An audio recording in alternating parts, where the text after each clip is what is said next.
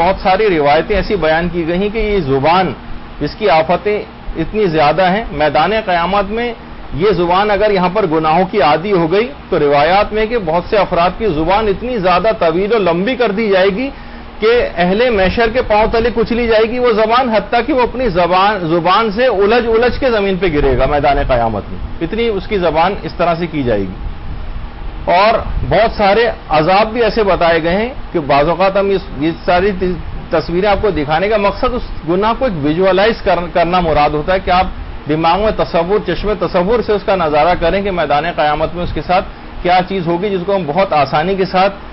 سمجھ کر انجام دیے چلے جا رہے ہیں، تو کیسے کیسے عذاب اس کے ہوں گے۔ بہت سی قبروں کو جب کھولا گیا بہت سے عذابوں کی ایسی کیفیات قبروں کے اندر نظر آئی ہیں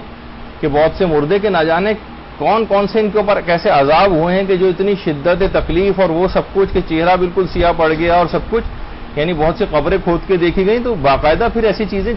عبرت کے لیے پروردگار دکھاتا ہے، تو وہ دماغ میں ہمیشہ ہمیں رہنا چاہیے، کیونکہ یہ جو زبان جس کو ہم اپنا عادی اتنا بنا رہے ہیں میدان قیامت میں یہی زبان ہمارے خلاف گواہی دے گی، انسان کے اعضاء گواہی دیں گے، اس کے خلاف گواہی دیں گے۔ قرآن کی آیتیں ہیں اس کے اوپر،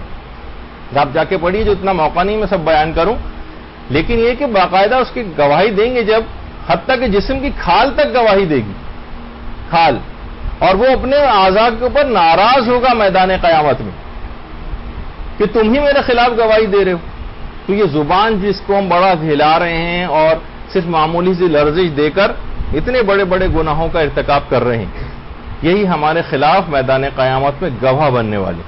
17-18 قسم کے گواہ میدان قیامت میں پیش ہوں گے، جس کی ایک تفصیل ہے، وہ موت کے جو مدرسے کے ہمارے کچھ لیکچرز ہوئے ہیں اس کے اندر باقاعدہ ان تمام 17-18 گواہوں کا پورا تذکرہ کیا گیا ہے کہ جو میدان قیامت میں ہمارے ہی خلاف گواہی دینے کے لیے وہاں پر موجود ہوں گے۔